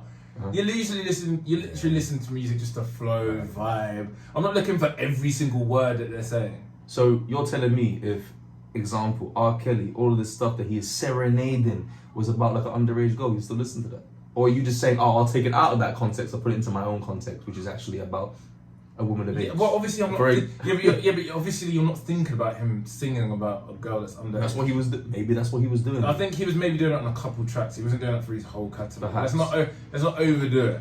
But yeah, I get what you're trying to say. Morally, it probably is a little wrong. Yeah, maybe that's you know. Their power is within their voice and their ability to speak and people listen. The stage that they are given. If they are criminals, in my opinion, then maybe they should be. That voice and that stage should be taken away. I can refute that very easily. A lot of rappers are criminals, bro. A lot of rappers. But what kind of? Yeah, I guess so. You're basically picking and choosing between what you think's more moral and what's not. What an industry, though, right? That's the reality. What an industry. Yeah, but I don't know. Like, so you think that they should just have their say even now? They should have their fame. You obviously know that. You know I don't think that. What I'm saying, we're simply talking about the music. Okay. Like, I'm not one of those people that's outside of a court going, oh, Kelly, let's do this because he's a black man, successful. No, I want him to get done. Mm-hmm. I want him to get done. I actually made my first diss rap track out on YouTube, out on the Step Up Unfiltered platform, just saying. And it's Surviving R. Kelly. It's cold. Yeah. Survival of the bit is Surviving R. Kelly. The first was Evolution, the second's on my telly. It's cold. But yeah, I think you can separate the person from the music. I personally can. Mm-hmm. I'll still listen to an R. Kelly. Don't get me wrong. Obviously, after the R. Kelly stuff, am I putting his name in Spotify? No. But if an R. Kelly song comes on when I'm out, or an R. Kelly song comes on the playlist, I'm not deleting it. Yeah. When I heard Diddy last night, I heard a techno. This guy chats so much rubbish. When this Diddy stuff started, we're in Tulum and we absolutely lost our heads to Disclosure in Rio de Janeiro last night with Keisha Cole techno remix. Unbelievable. I'm gonna see you shake your little hips to that later. Because trust me, I'll be playing it on the way to London. So I want to see how high this guy's I'll be moral close to my compass ears. is. I'll be close to my ears. But I mean, don't get me wrong. You're giving me food for thought. And I'm not perfect, but that's one thing I can definitely separate them out from music. I mean, I still listen to Michael Jackson. I feel like some artists are so good, you kind of have to forgive them a little bit. You know? Oh! I'm joking. Well, that would have been brilliant. I mean, the guy had kids in his bed. That is the most spooky thing ever. Like, that's one thing. Yeah. Michael switched from black to white. Yeah. Oh my God. That may be a story for another day. Next topic. But what great. But what is it strange that maybe some of the things that make you so great make you so unhinged? Yeah. Yeah. Does being great make you unhinged? Is that what it comes with to be so successful and famous? You have to be a very me hedonistic person. That's pretty crazy, but yeah. But you know what's weird? You know all this stuff about, all these conspiracy theories when we're growing up about, what you have to do to get in that industry. I think you have to do quite a lot of sometimes like really nasty stuff. Freak offs. But you don't get freak offs, man. Just young freak offs. You're just being put through freak off after freak off after freak off after freak off. Yeah. Yeah. So you're all freaked off out, and then you want to put the freak off onto other people, which is disgusting. Wow. And that's the reason why so many people are desperate for fame. I would never trade my life for that fame. Yeah. Never. Do I want Step Up Unfiltered to be the biggest platform out there? Yeah. But we're still going to have real conversations. It's all still going to be 100% authentic. Yep. I would never want to be famous like that. 100%. For anyone who's listening, and honestly, this is a real thing. Like, being famous should not be important. Or if you really wanted to be famous, I feel like the only way you should and can achieve that is by being authentic, truly being yourself, and truly aspiring to be the best at whatever you do. And people recognize that anyway, right? And I feel like that should be what you should be going towards. I feel like chasing other people's success and clout chasing and going to these free clubs and all that kind of stuff is not going to get you there. I feel like just sort of being in someone else's light is not going to get you there. I think you just need to do your own thing and just be the best at it. So like that's the journey that I'm on. That's the journey that this guy's on. So it's just about chasing your own dreams in your own time in your own lane. You ain't gotta. Yeah. That was beautiful, man. That needs to be an Instagram post for Step Up Coach. I'll probably click that. Yeah. Anyway, moving on. That actually brings me into our football chat. We're gonna have a really good football chat to close the show. Okay. However, that brings me into the performance and hatred from Tottenham fans this week. And it all ties into the same thing. Focus on your own lane. Focus on your own team. Yeah. I'm with Big Ange, and I think I would be disgusted and horrified if my manager was like, "Oh well, we lost the game to Man City, rivalry." No, he was passionate. Yeah. How can you want Man City to beat you when you've got Champions League potential there, just so Arsenal don't win the league? I thought that was just absolutely ridiculous. And if you said Man United, Arsenal, Man United, Liverpool, Man United, City, big rivalries, I would never ever act like a Tottenham fan did. I'd want my team to win. Yeah. What's your thoughts as an Arsenal fan? I was disappointed. I wanted Tottenham to win, obviously. I wanted them to win, but I feel like we don't want this type of culture in football, like just deliberately losing games. I swear, like you come to any game trying to win, not even a draw. That's just not even the culture of how football is played. Do you think that actually reflects society where people are so desperate to sometimes see someone's downfall? Yeah. Even look at the Drake stuff. Absolutely. So many people are so happy and thriving a bit and chucking their points out on social media. In the first instance, they'll do it, just they to see someone's downfall. They want to see someone's downfall as opposed to their win. And I just think it's disgusting, man. I think it reflects a lot of what's wrong in Western culture at the moment. Yeah. People are so desperate to see you lose. Yeah, it's entertainment for most people. It's But entertainment. most people aren't succeeding like that. So Escape their reality. Yeah, it's sad. But tying it back to Tottenham, I just feel like if you have a path where you could potentially be winning, not winning, but going into Champions League, then you should chase that, man. And they just gave that away for, I don't want to just say that because I genuinely think that Tottenham is not good enough to beat Man City anyway. But I feel like the way that they played, they could have. If there was a deliberate intention to lose that game, then that is really, really sad. It's stupid. So, obviously, you have to ask me how I feel about Tottenham. I could sing it for you, but... Yeah, we don't need to go into that. So, last game of the season, Yeah. what are your... how do you feel going into it? I just don't want to feel. I just want to just see what happens. How many points are you behind? 2 points? 2 points behind. So you need to win. Final game You need against to win. Everton. Better goal difference, though. We have goal difference. so it's that really. I mean, I just feel like West Ham don't really have much to fight for. We took their best player from them last season. Thank you, 100 mil we spent for that. The best 100 mil we spent. But I just think with their manager on the way out, David Moyes, I just don't know. I don't really know if I have much confidence. They might give Moyes a little run out for his last game. Never know. But at the moment, it just looks more like the Man City than Arsenal, to be honest with you. But they just, they are the better team. Obviously, we work really hard to get to where we are. Do you think this is going to be the best drama on the final match day season. It that could we've be, ever you seen. know. If Arsenal win, it will be one of the most amazing like final Nah, games of bro, it. you're Apart from your guys. Man United, Aguero! Man United, Man City was what be the best one. No, that was amazing. Actually, I saw a video of that on the way in. Was it Man City like they were losing at one point? They were losing to drawing? QPR. And then Joey Button just decides to lose his nut company, stomp on someone's knee, punch somebody else in the rib. I mean, what a performance from Joey. Yeah. I'm not the biggest Joey Barton fan, but what a performance. I mean, if we're going to lose, go out that way. Yeah. Go out on your shield. Great English Sebastian. Oh my goodness. Great representation of great English culture. At its finest. Accent, Anglo-Saxon. That I don't know. You can match Balotelli set them up as well. He was just like It was magical. I can't lie. It was magical. That was sort of the beginning of an era for Man City. Man City. That actually was like the start of their dominance. Didn't United win the next league after that? Though? Yeah. That was Sir Alex's last season, which speaks to how amazing Sir Alex Ferguson truly was. He was, yeah. Yeah, man, he was the GOAT. It's been a hard time since then, right? 100%. What's your favourite football rivalry? I mean, I put a few.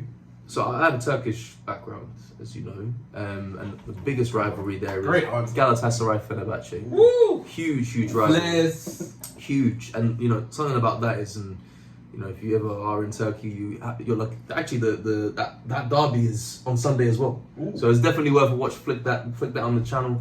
But huge, the ultras, the fans are. It's an amazing environment when you're at the game. Timbo just wants death. Yeah, He says there's going to be beef in the crowd.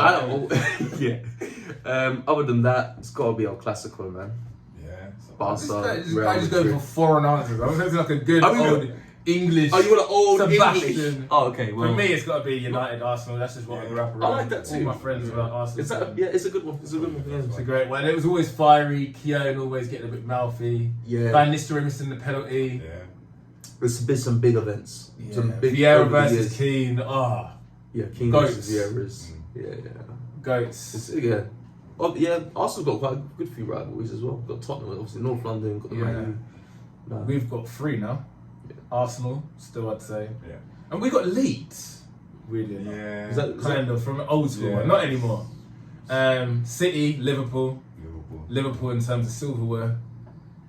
Love a bit of silverware. I hope you see some soon. We see some, to be honest with you. Bro, I'm telling you, man. So your thoughts? We've got 1 minute left to the next ad break.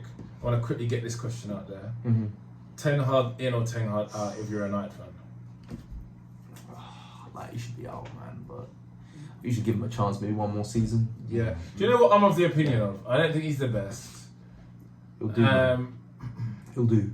But if we can get Tuchel, because Tuchel has confirmed. I was worried at the start of the week. He said that he might stay, but he's confirmed he's going to leave. If we can get Tuchel, I think Tuchel's one of the most underrated managers. Yeah. I don't really think he's done much wrong at any of the clubs. He somehow won Chelsea Champions League on an awful side. He got booted out for difference of opinions. No PSG manager's done better than him since he left anyway. And then with Bayern, he got really unlucky in the semi-finals against Real Madrid, who He's a good manager. just the goats of the semi-finals. So unless we can get a top manager like Tuchel, I don't think it's worth sacking Ten Hag just to bring in someone that's probably going to be worse. Yeah. And he's dealt with a lot: Greenwood, Sancho, Rashford, Ronaldo. Yeah. So it's not all bad, but we'll be coming back for the last segment of the show. It's time for a birthday shot, my guy. So, boys have a shot. Well, I usually have the blue cups, tied them with the Step Up brand, but I forgot them today. I'm sorry, guys. Straight out the bottle. See, look, this is what we promote on this podcast. Non-alcoholic beer. However, it's the boy's birthday, so This is fine. This is non-alcoholic Captain Morgan, right? yeah. Hey, there we go. Ooh. Ready for a big day today. Right, Yes, before we go into football awards, just some honourable mentions. Klopp, legacy, what do you want to say? Well, sad to see him go. I feel like for the last 9 years, he's just provided a lot of healthy beautiful football, beautiful rivalry. Energy. Obviously. Yeah, energy. Just all we want to see in football, right? Teeth. Yeah, and some pretty white teeth. You know, the guy can see his teeth, but you can't even see him in the dark. You can probably see his teeth, right?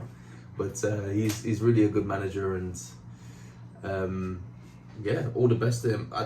You know if he's retiring or he's going somewhere else? I don't know. He's just taking a break. Yeah. Taking a break. I mean, I would as well if I was, you know, against a rival like Man City and just Klopp at PSG. Oh, PSG. That's a challenge. I think that's what he wants. He wants a challenge. You know, I think that's one. Win Champions League with PSG is a pretty Real big Madrid, challenge. though, Ancelotti replacement. Nah. Doesn't have to burn any bridges because he's not really got a rivalry out there. I can't see him at Real Madrid though. I'll go and chime in, Les. Go and get on the mic and tell us, as a Liverpool fan, how you feel about Klopp leaving. As a Liverpool fan, Klopp's been the best manager of my lifetime, definitely. I've been through some very dark times as a Liverpool fan, and Klopp came in immediately, sort of brought up the atmosphere amongst Liverpool fans, and what he's done on a bit of a tight budget compared to some of the other competitors, I must say, it's been very impressive. I love the style of football we've played, and yeah, I feel like without Klopp, Man City would have probably won the last 8-9 league titles. It would be a pretty boring league. Except from It's a farmers' league. except from the absolute boys of boys, Leicester. Oh yeah, The babies, yeah, the yeah, baby yeah, squad, just coming in and just upsetting the apple cart. But yeah, like rock and roll football, going up there as you said with a team that costs a lot less, and really giving it to them to build a world class team and create superstars. So many Wijnaldum, Coutinho, Yeah. you know, Trent. Like that's all under his tutelage. Van Dijk. So yeah, Van Dijk, just incredible. So shout out Klopp. Right, we're gonna do end of season awards. So we're gonna start off with best young player. Cole Palmer. Yeah, I couldn't agree more. Cole Palmer is who I have done as well. Unbelievable. I thought Manchester City was stupid for letting him go. I understand they get all the money because he's come through the Man City academy, but he already looked unreal before he left. I think people forget that. He scored a couple of goals in the Champions League against like Seville, good quality. He scored a couple of goals the season before. He looked good, technically good. He plays with like a nice arrogance. And if it wasn't for Chelsea, he is basically Chelsea. If it wasn't for Chelsea, I reckon they'd be actually potentially fighting relegation. That's how bad Chelsea have been. No, they've been that bad. Yeah. They've really been that bad. man. They've been awful, man. So definitely Cole Palmer. I'm going to give an honourable shout out to Garnacho. Definitely could have won the award. And my favourite young player, Kobe Mainoo, to be a complete breath of fresh air. It's been emotional. I feel emotional to talk about him just because he's that good. I think he's England's answer to the number 8. I personally think he should be starting in some of the harder games. Him and Rice just look so dynamic as a double pivot. Both of them can drop off, both of them can push forward. And then with Bellingham as well, it's just, you've got 3 powerful men in midfield that can all play as well. I just think, I think he's incredible in a very poor United team, and it hurts me to say that as a United fan. Yeah. Best player?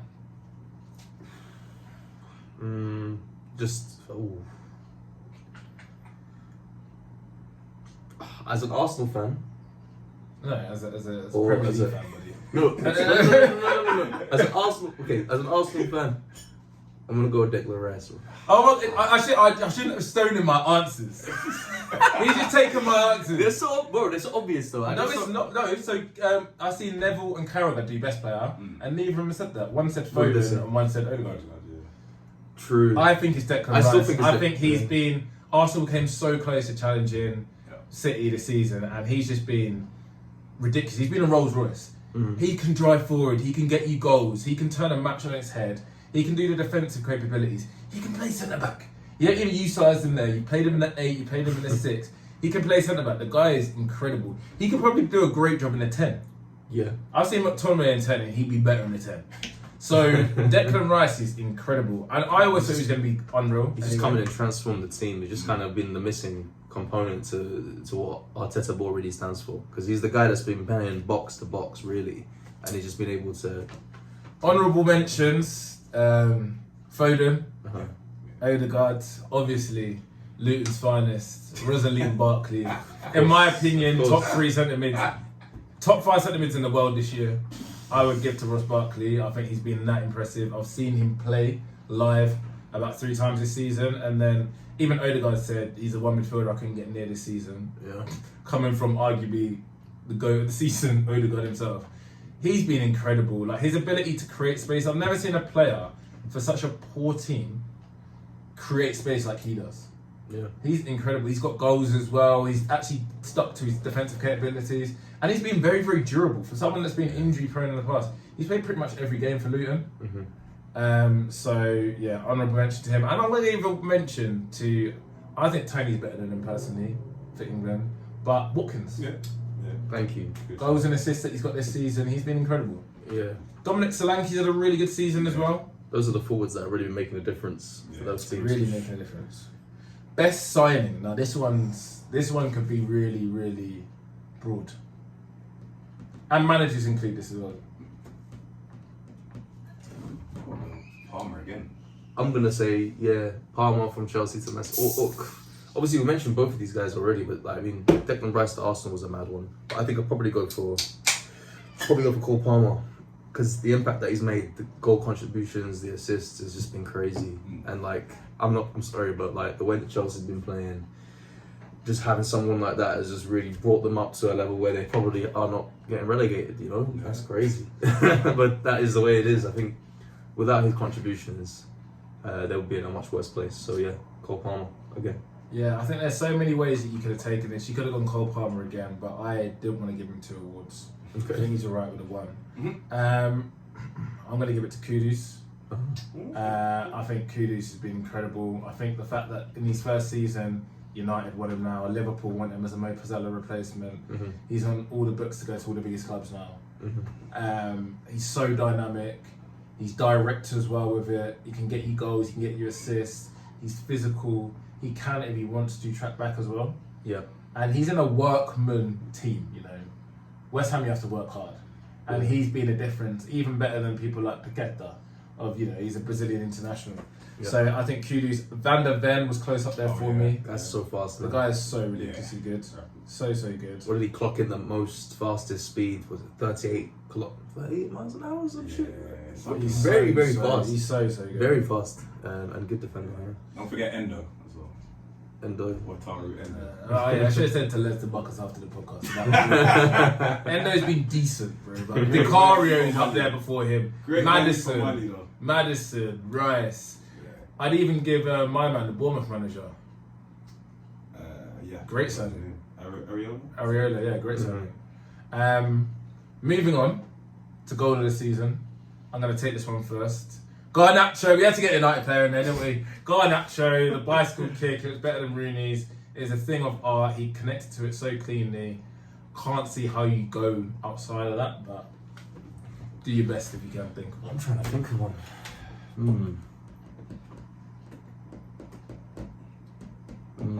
Honestly, I can't think of one better than that. That was pretty outstanding. It does kind of replicate the one against the one that Rooney did. Okay. Which was better, Rooney or the Garnacho goal? Obviously, Rooney being an older. Rooney came off his shin. Garnacho's was further out. Wow. I'm trying to think of You can say Rooney did it in a bigger game. That's probably the only thing I'll say. Okay. Best underdogs. Aston Villa. Yeah, I think that's a really good one. Aston Villa, like securing Champions League after, the first time in the modern era, and that's just an amazing achievement. Shout out to Emery for just going in there and doing what he does, because he's really a specialist for European football as well. And man, Aston Villa, what they are now against what they were a couple of seasons back is just outstanding. So yeah, it's got to be Villa. And I think that's a brilliant one. Villa getting Champions League football. They've done well in Europe as well, which I don't think can be understated. Having one of the best attackers, having probably one of the best midfields, being solid at the defence, making incredible signings, bringing in Diaby, bringing in Pau Torres. These players could have gone to other teams, bigger teams maybe. Bigger sides. The fact that Villa was able to tempt them, I think it's been part of the project for a little while, bringing in Camara, bringing in Bailey, again, top players. So I completely agree. I'm going to go... And it goes without saying that if we can't win if we win tomorrow, basically if we throw away and we bottle this league, it is because we lost that game against Villa 2-0 as well. So Yeah, that was that's how good they were. That's how good they were. That was the final break this season. I'm gonna say I gotta give it to our town, Luton Urban Radio. We're on Luton Town now. Now, did Luton pretty much got relegated? Yes, but they were the best of the rest. Gave it a good shot, huh? They gave it. They fought all the way to the end. And what I think people don't realise is Luton spent no money compared to every other team. Even Burnley and Sheffield United spent money, and our wage bill is so low. It's a shame you don't get anything for actually not breaching FFP, being the absolute ultimate good boys. Luton have got a bad reputation, but we've been the ultimate good boys when it comes to like money management. And before Ross Barkley and I think Lokonga came in, I think our biggest wage was less than 10 grand, which is unheard of. Even in the Sheffield team, because they're obviously a yo-yo team going up and down, they've got plenty of wages well over 10,000, and it just shows like what Luton had to deal with. Losing their captain as well halfway through the season because he went off with a cardiac arrest for the second time in his career, so he can't play football again. I think Luton, everyone, even if you're not a Luton fan, was gunning for Luton to stay up. Yeah. It's just a beautiful scene. And this is just not enough, is it? Because I think Nottingham Forest is just above them, and it's a shame. But it was a really good effort, to be fair. The good thing is though that they get the parachute payments, which is good for at least another year. So hopefully we'll see Luton very soon.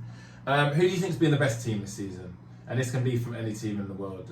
Knowing you want to chuck in Fenerbahce, Galatasaray, Real Madrid, whoever it would be. Ooh.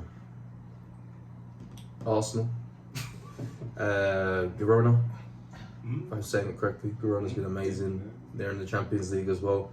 One thing I didn't know about them is that they're actually owned by the same people as Man City. They're partner teams. Champions League is going to be interesting. Yeah, apparently, I don't know what the situation is, but Girona might need to play in the Europa League because there's a conflict of interest or something. You have two teams that are owned by the same people. No, I don't think so, because that's going to happen with us in Nice now, I believe, because of Sir Jim Ratcliffe. No, I don't think that would be the case. Where it gets dodgy is like what Newcastle have done with the Saudi teams, is where you can transfer players to each other. Yeah, that's where it's a little bit funny. Yeah, but no, I think they'll be able to play in the same competition because it's not like they're going to take it easy on each other. Yeah, and Bayer Leverkusen has to be. The new Invincibles, right? I mean, well, I was going to say the better Invincibles. Wow. Well, one. Leverkusen haven't lost a game. Last time I checked, there's equal numbers on the unbeaten run, but well, unfortunately, my friend, it's not because Arsenal lost cup games. Leverkusen haven't lost a cup game this year. It's crazy, actually. They haven't lost. I think they've won over 50 games. Yeah. They've won over 50 games. Their percentage, even in the league, is a lot higher than yours because you had a lot of draws. I think they've only drawn something like 4 or 6 times. Yeah, it's amazing. 12 or something like that. But why is that? You sold them Planet Xhaka, mate.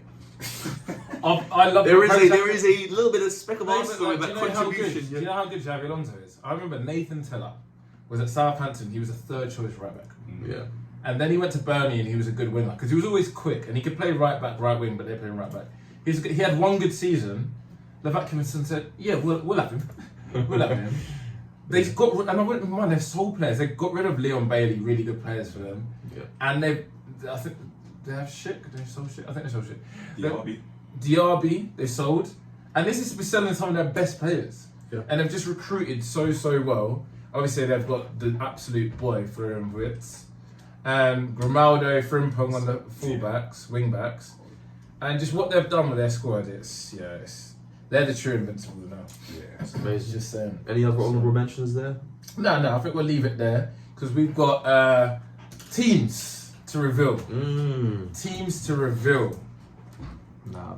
So, shall we go for all time? Do you want to reveal your all time Man United? So I'm a Man United fan. Timbo is an Arsenal fan. So we did our combined 11 all time. All time. Let's do it. Okay. Do you want to start with yours? I'll go first. So in goal, Jens Lehmann. Wow. Pants. Really? That's bad. As pants. Why? You could have had two. You could have 3 United keepers better than him. Yeah. I bet you wanted me to say something like Edwin van der Sar or something. Maybe. Oh, Edwin van der Sar won 5 Champions Leagues. Invincible, that's all I'm saying. Ah. Left back, Patrice Evra.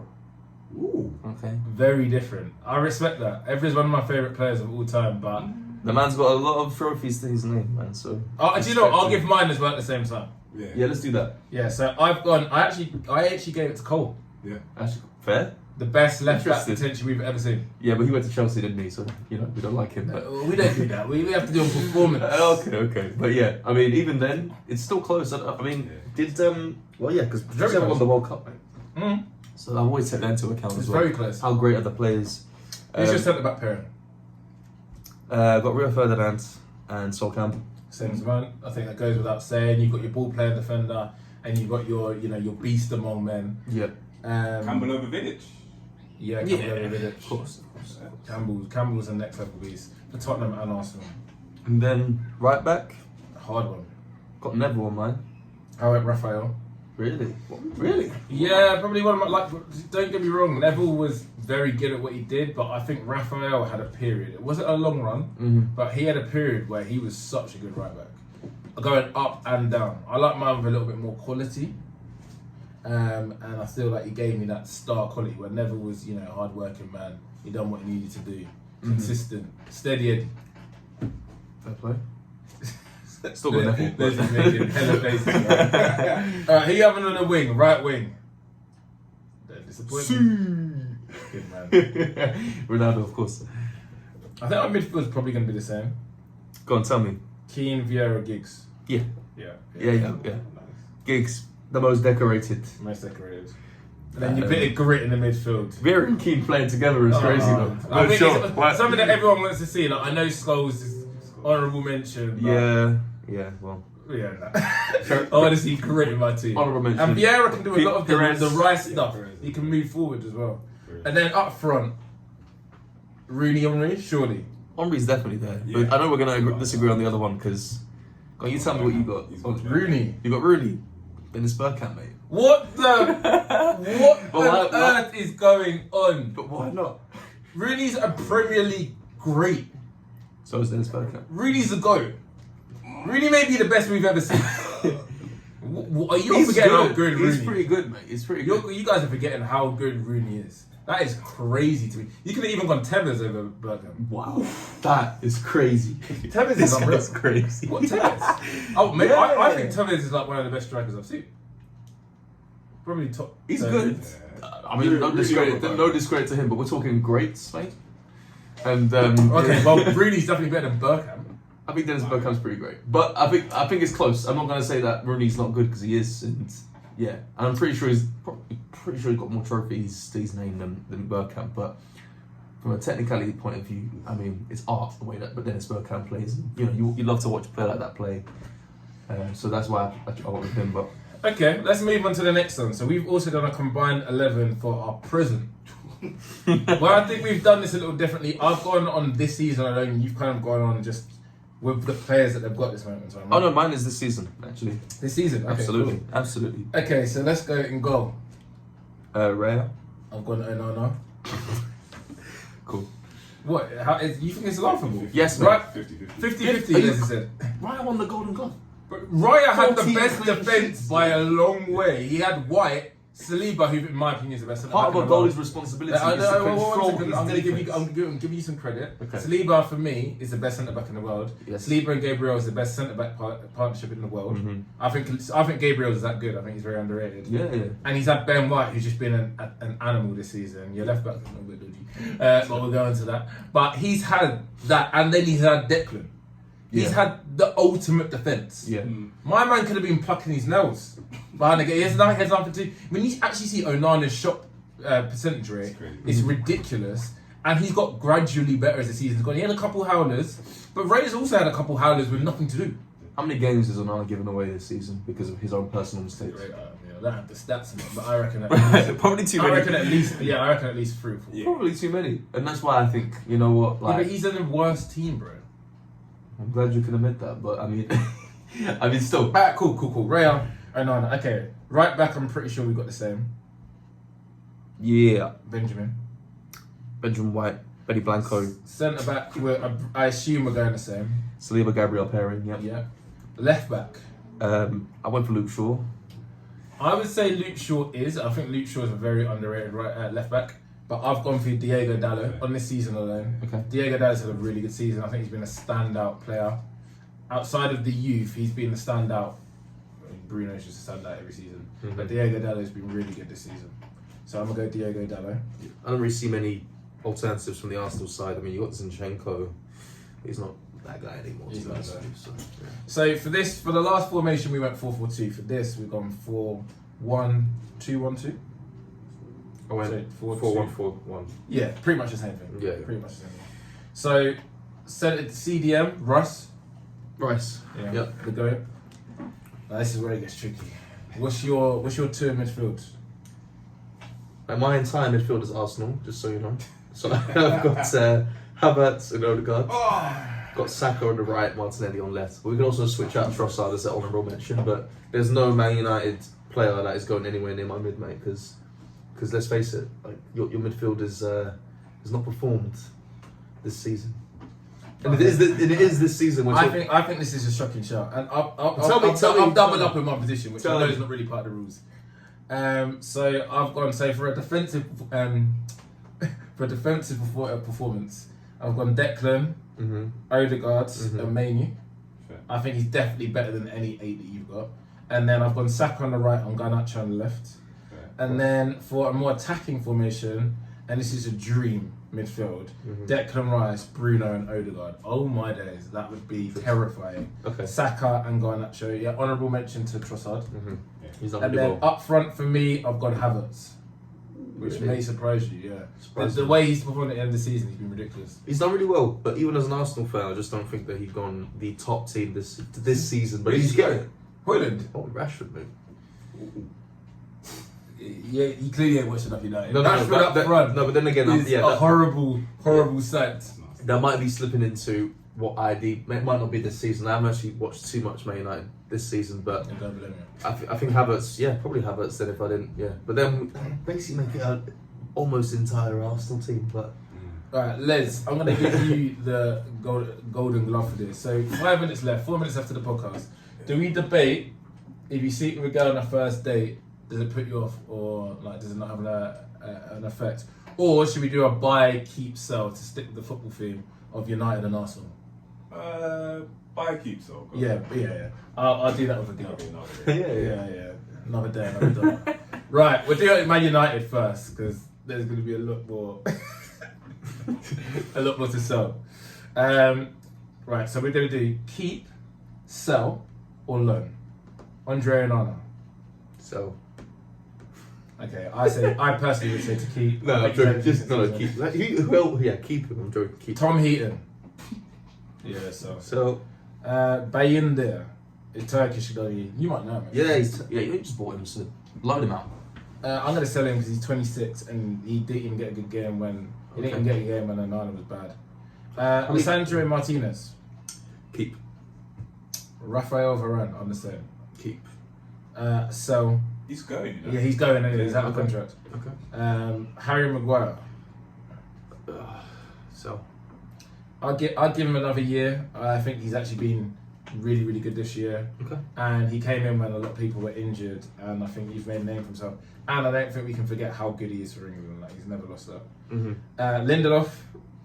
So yeah, agreed. Willie. Campbell. Keep. Yeah, I'm gonna go loan. I'm going loan. I think he had a very good game against Liverpool. Honestly, what a performance from Willie. Johnny Evans. Oh, he's so old, isn't he? Just sell him. So yeah, I agree. Luke Shaw. Now this is a good one because you got to remember how injury prone he is. Yeah, but how many people can you sell? You're gonna have Just go. Just give it fun. So I want to get rid of the whole team. so Yeah, I'd probably keep Luke Shaw. Tyrone Malacia. So yeah, he's just been too injury prone. Diego Dalot. keep. Yeah. Wan-Bissaka. Keep. It's time for that brother to go. So My man's not even that good defensively anymore. He's so bad going forward. His positioning is awful. He's got worse, I feel, as his time's gone on. Like he was like at first, it was like he was so good defensively against like Mbappe, and he's had so many good performances defensively, and then he looked like he was getting better going forward. But yeah, he's washed.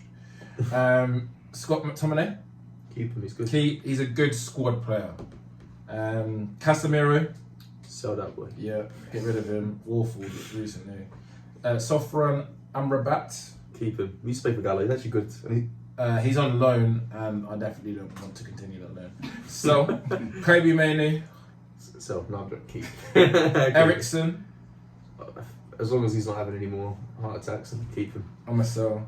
Bruno, Keep him. yeah, same. Mason Mount, Keep him.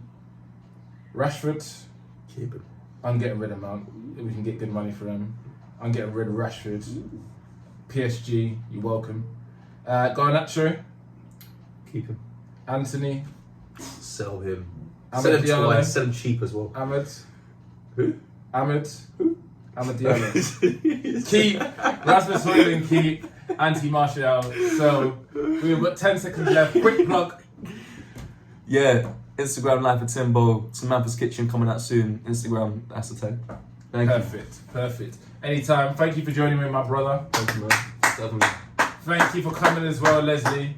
See, that's already cut out on Spotify, but this is just for the YouTube fans. Step Up Unfiltered podcast. Go subscribe on Spotify and make sure that you subscribe to my YouTube channel, because the more subscribers, the bigger the guests get, like my boy Timbo. Peace out. Stay tuned and look forward to seeing you next time.